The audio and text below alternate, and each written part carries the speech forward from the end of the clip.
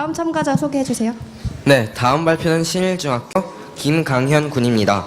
내 인생의 힐링은 스포츠다. 박수 부탁드립니다.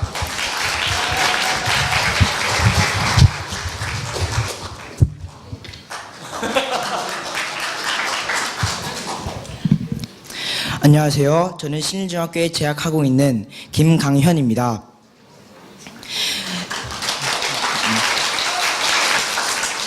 내 인생의 운동은 힐링이다. 제가 여러분께 말씀드릴 주제입니다. 본 이야기를 시작하기 앞서 힐링은 무슨 뜻을 가지고 있을까요?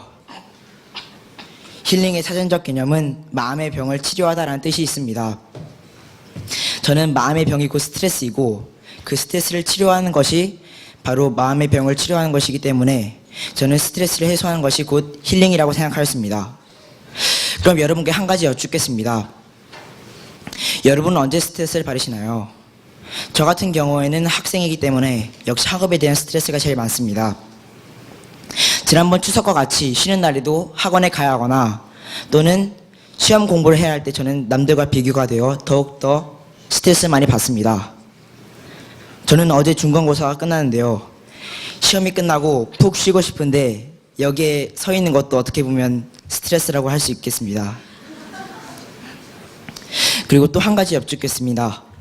여러분은 어떻게 그 스트레스를 푸시나요? 책 읽기, 음악 듣기 등 스트레스를 푸는 방법은 다양할 것입니다. 그러나 그중 제 스트레스를 가장 잘 풀어주는 것은 바로 운동입니다. 지난 5월 신일중학교에 입학하여 국위대회라는 행사를 처음으로 치렀습니다. 축구, 핸드볼 두 종목으로 나누어서 경기를 치렀는데요. 저는 그중 반 축구 대표로 출전하였습니다. 물론 아직은 덜 친한 친구들과 호흡을 맞춰 경기를 이겨나가는 것은 축구의 특성상 그렇게 쉽지는 않았습니다. 그러나 수많은 연습 경기와 많은 실전 경기를 통하여 나날이 발전해가는 우리 반의 모습을 확인할 수 있었습니다. 그날의 열기와 열정은 아직도 제 가슴을 뛰게 합니다. 그 국위대회는 중간고사 바로 다음으로 치러진 행사라서 중간고사의 결과에 대한 어떤 스트레스 같은 것도 잘 풀어주었습니다. 즉, 제 삶을 잘 힐링해 준 것이죠. 또 지난 기말고사 기간이었습니다. 날은 덥고 집중은 잘 되지 않았는데요. 그럴 때면 저는 야구 글러브와 야구공을 가지고 집 놀이터로 나가서 30분 동안 운동을 하고 집에 다시 돌아왔습니다.